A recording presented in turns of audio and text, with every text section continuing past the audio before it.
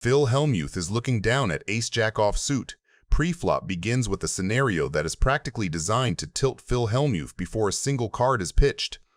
The game is featuring a straddle from Jennifer Tilly and a double straddle from Tony G, which effectively cuts the effective stack sizes in half. I'll over straddle, I'll over. Double straddle from Tony. You're taking away my straddle energy. I'm not, I'm putting more money in there for the good players. That's like wasted money.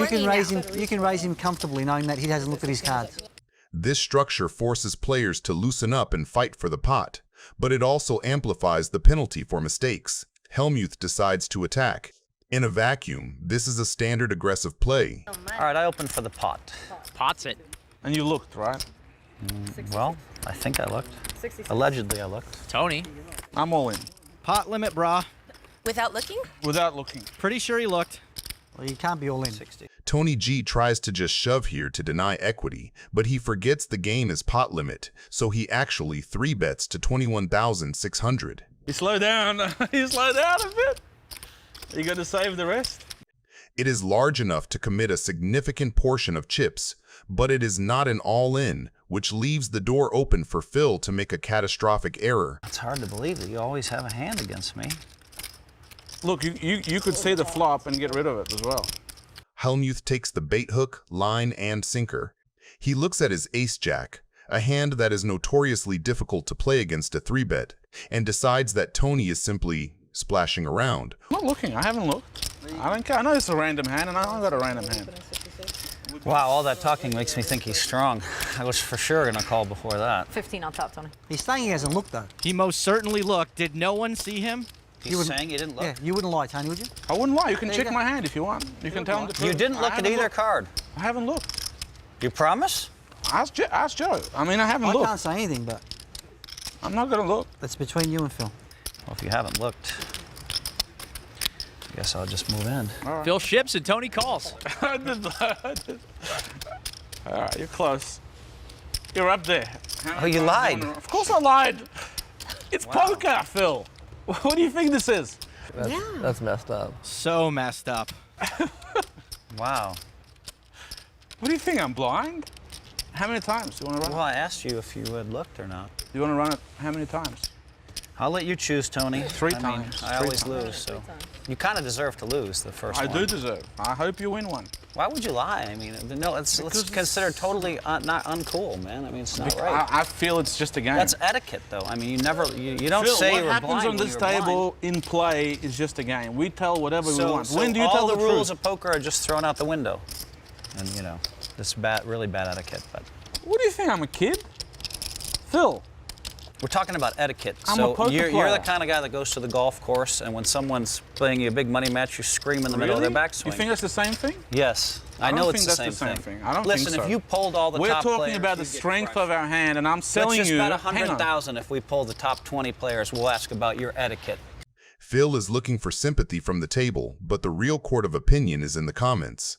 Was Tony out of line, or is Phil just being the poker brat? Let me know whose side you're on. Why? And I'm destroying you. You know every it's bad part etiquette. of the game. You don't say you haven't looked at your cards when you haven't looked at your cards. You don't do that. Okay, well it's then like I'm a wrong. rule of poker. It's like it's Why'd you call? horrible etiquette. Because I thought you hadn't looked at your cards.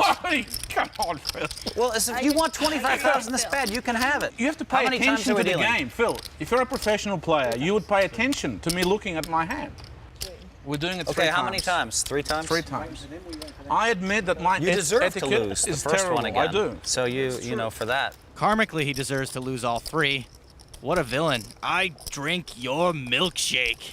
So they're going to run it 3 times with the winner of each run taking a third of the pot. Flop. King 9 tray. Tony pairs his king, Phil drawing nearly dead. How happy are you now? Turns a jack. That's bad for me. River ace of diamonds. That's kind of fair. Let's even out the deck a bit. I mean, you know, you showed your true colors, which is bad for you here. Here comes flop number 2. 7, 5, 10. No help to Phil. That's not You really, I don't think you're the kind of guy that wants to show your true colors all the time. Well, it's just your true colors can't escape you. You are who you are, Phil. Yeah. I'm sorry. That's the way I am. Turn number 2, ace of clubs.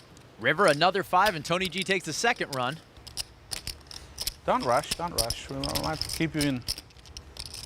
Queen, queen, king, and Phil picks up some outs. Turn 7, no help to Phil. It's a jack. Whoa, you got there! That's not cool. No, he didn't. No, sorry. I was just joking, Phil. Did you believe me again? Was No, that bad I didn't etiquette believe you. too? So Tony, so look, you're loaning me 50,000, right? Yeah. Okay, look, I don't accept it. Okay, no problem. But good game, man. All right, I'm sorry, Phil. I really am. I'm sorry. I think you should retire. I think it's over. I think you're not there anymore, Phil. Good thing. All right, thanks. I think you should take your coach, get a tandem bike, and get the hell out of here. Phil Laak is looking down at 6'7" suited. By the way, she loves board games. See? Amanda was guessing. She's like, okay, so she doesn't like movies, she doesn't like TV. She She likes probably games. She's not Games. fun, so she must be geeky. No, not you. No, I didn't say that. I'm geeky. I'm a stats geek, like big time. Oh, I'm totally geeky. I'm proud You of are it. geeky? It's okay. Geeks are Yeah. us. Yeah. The geeks didn't know that they were on the same page. They lost track of things for a second. Like, no, Okay, I'm good, geeky. good. You're geeky. No, I'm geeky. Pre-flop sets the stage for a collision between one of the most eccentric minds in poker and one of its most fearless gamblers. Oh, Muffin's playing. I can see it. Phil Laak, living up to his persona, opens the action to 800 with 7-6 of spades. It is a speculative hand, the kind that relies entirely on hitting the board hard to be playable. Rick Salomon, sitting with pocket eights, decides that 800 is too cheap a price. He 3-bets to 3,000, a standard aggressive maneuver designed to punish Laak's wide-opening range. Laak, however, is out of position but refuses to fold. She's gonna let it go. So you raised or straddled? He don't straddle. How much do I owe this pot? 3K? All right, sir. Gamble. Good luck to both of us. The flop falls perfectly for Laak. He has hit top 2 pair, a monster in a 3-bet pot. However, the board is dangerous. There are flush draws and straight possibilities. I checked the sick one. Laak checks, feigning weakness to set the trap. 5,000. I raised the sick one. Salomon, holding an overpair to the board and a gut shot straight draw, falls right into it. He bets 5,000, trying to protect his hand. You don't have to call, sir. You can just let it go. Laak springs to life immediately. Laak knows that on this wet texture, slow playing is dangerous. What are you doing, kid? He wants to build the pot now. Salomon, stubborn and holding an overpair, convinces himself that Laak is on a draw. He makes the call, refusing to believe he is crushed. Rick, what do you want, kid? Tell me what you want. You want a specific card, kid? The turn brings the 3, a card that complicates the board even further. It brings a possible straight for a 5, but more importantly, it keeps Laak's 2-pair well ahead of Salomon's 1-pair. How much more do you have, son? 60K. 63,000. Laak, having seized the betting lead, decides to go for the finisher. He fires a massive bet of... I'm gonna bet 42,400. However, Rick Salomon is not a player who likes to lay down pretty pairs. He convinces himself that Laak is bullying him with a flush draw or a lower pair. There's no time to use the things people want to I'm all in. It is a move born of frustration and ego. He is trying to force Laak off a chop or a draw. How much more is it? Getting 6.5 to 1. How much more? This is a great show. I think I'm going broke. It's 21 more? That's it? 21,100. Almost as if the gods have decided to torture me, keeping it nice and small. Laak calls Rick's all in. Rick Salomon, want to run it 3 times? What you got? Well, I got a kind of hand where running it 3 times would be fun for me. Well, you show me your hand. I'll talk. Huh? Will you show me yours? Yeah, I promise. I got 2 pair. Oh, you're good. Okay, great. Now you want to run it 3 times. Yeah, three times. 3 times, buddy. How about 4 times, but the 3rd time doesn't count? No 5s! I don't think I'm winning any. King of spades. I symbolically want to show what's going on. This is mine. No matter what comes, at least I got one. That's you. Power card, too. It's a king. It's a good high card for strength, you know, to meditate on strength. Okay, bring it out already. River number 2, 10 of spades. That's 2. Okay, we got to give one. Laak wins to Rick again. Salomon. This wouldn't be fair. I just want to, you know, be near you if it comes and be near you if it doesn't come. Oh, That's the right idea. Yeah, look at that. It's even 40% of a straight flush right here forming. So there's power strength. But I'm still okay if I lose, because you don't Can we always get the make misery straight flush. over with or what? Yeah, 10 of diamonds on the river. He scoops. I'm buying it for 50. Nice hand. Laak, how do you do it? It's weird. I thought I was value betting when I bet the turn 40-something too. But then when I was calling, I was like 6. I was like, wow, why did I step into this? G is looking down at King Jack offsuit. Preflop begins with a situation that highlights the danger of playing dominated Broadway cards against an aggressive opponent. G opens the pot to 1,600 with King Jack offsuit. It is a standard open, but when Salomon looks down at pocket jacks and 3-bets to 5,400, the dynamic shifts instantly. A disciplined player usually folds King Jack here. It is crushed by the 3-better's range of big pairs and ace-king. However, G decides to get stubborn. She makes the call out of position, creating a bloated pot with a hand that is destined to make expensive second-best pairs. By calling, she effectively caps her range, while Salomon retains the advantage of both position and a stronger perceived range. The flop comes down a texture that is action-packed and dangerous for both players. G has flopped a massive open-ended straight draw. Any ace or 9 will give her a Broadway straight. However, strictly speaking, she only has king high. Salomon, holding pocket jacks, sees the queen and realizes his hand has shrunk to a mere bluff catcher. He wisely checks, exercising pot control. He knows that if he bets and gets raised, he has to fold, so checking allows him to see what G wants to do. G seizes the opportunity to semi-bluff, firing a hefty bet of 8,000. She is trying to represent a queen, hoping to fold out hands exactly like Salomon's. He, however, is not a believer.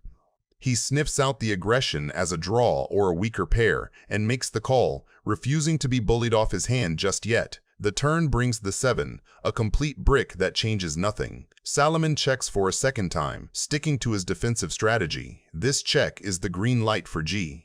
I'm all in. Necreanu's all in. All of it. Shoving was the right move, I think, but she just looked so unhappy when she did it.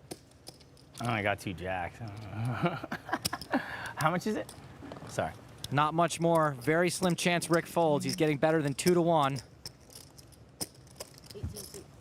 If Rick calls, this could be the end of the loose cannon. I call. And he does. He's called. She's got a draw. Wow, Solomon. Right. Good call. She has outs. She needs an ace, king, or a 9. Once, twice, 3 times? Once. She wants 1 time. We got a gamblero in the house. I'm using my 1 time. Should have used it during the queens, apparently, but... Okay. It's a good move anyway. He thought about it. You know, he did. He thought, I mean, you know, it's like either dead or she's got outs. Here it comes. It's a queen. Thanks. Sorry. You played really good, though. That's going to do it for Courtney G. Her dreams of winning here to jumpstart a career as a poker pro have been dashed. Thank you. Nice to meet you. Sorry. Oh, nice playing too. Okay. Jennifer Tilley is looking down on 8-6 suited. Negreanu opens with ace-2 offsuit. That is a light but purposeful steal, using the ace as a blocker to reduce the chance he runs into a premium and leaning on position to realize whatever equity shows up later. Tilley answers with a re-raise. That choice is great against a suspected wide open because suited connectors play cleanly post-flop, deny cheap realization to the opener, and set her up to attack a player who loves to take flops. It's a little too small, Jen. Phil Laak is going to be upset with you after that raise size because it's too small. Like, Last time I took advice from you, I lost the tournament. Sorry. Negreanu calls rather than 4-betting. He keeps her range wide, carries the positional advantage into a pot that is not yet bloated, and quietly pockets the option to turn later cards into leverage, even when he misses. Okay, now I'm going to do the dunk bet. That's not a donk bet because you were the pre-flop raiser. Oh, okay, it's not a dunk bet. It's a continuation bet. A continuation bet. Tilley follows through for a small C-bet. The sizing stresses floats and gut shots and keeps her range comfortably uncapped. A lot of bad cards come off, then I can just bluff raise the turn or something stupid like that. You could. Turn a pair into a bluff. I'm really good at that. It's one of my big things Bill Reynolds taught me. Negreanu does not have value, but he does have a plan. He calls to float, buying 1 more card and preserving the initiative advantage that comes from acting last. If she slows on the turn, he gets to tell the next chapter. If she barrels big, he can release cheaply and move on. The texture inches toward the middling wheelish territory that favors the caller. Tilley checks. That single check compresses her range away from very strong overpairs and toward one-pair hands and draws that prefer pot control. Negreanu seizes the mic with a bet. The number is not huge, but the message is loud. He denies a free card to overcards, pressures hands like ace-queen and king-jack that c-bet once, and begins building a story that can arrive at straights and two-pair by the river. His literal hand did not improve, however his distribution did, because the cards he credibly represent improved. Calling the flop to take it away on the turn is classic small ball pressure, and he executes it cleanly. This is the card that ties the room together, and the run-out connects squarely with the very suited connectors that defend 3-bet pots from the blinds. Tilly leads small. That type of sizing often functions as a blocker, a way to name a price with a hand that does not want to face a pot-sized bomb. To Negreanu, that looks like a door left slightly open. He chooses to kick it in and chips. The shove polarizes him to the straights and strong two-pair he has been representing since the turn. We probably have the same hand. Oh, so sick. You have 9-jack, right? Would that be the same hand as you have? Because if you did have that and you didn't call by now, it would be a little bizarre. You're in Jennifer Tilly's seat. You have the straight. Negreanu shoves over your small lead. What's your move, snap call, or an impossible fold? And why in one sentence? Best clear answer gets pinned. Oh, God. Oh, you have a 6? You raised me with a 6 out of position? No. That's crazy talk. Tilly folds.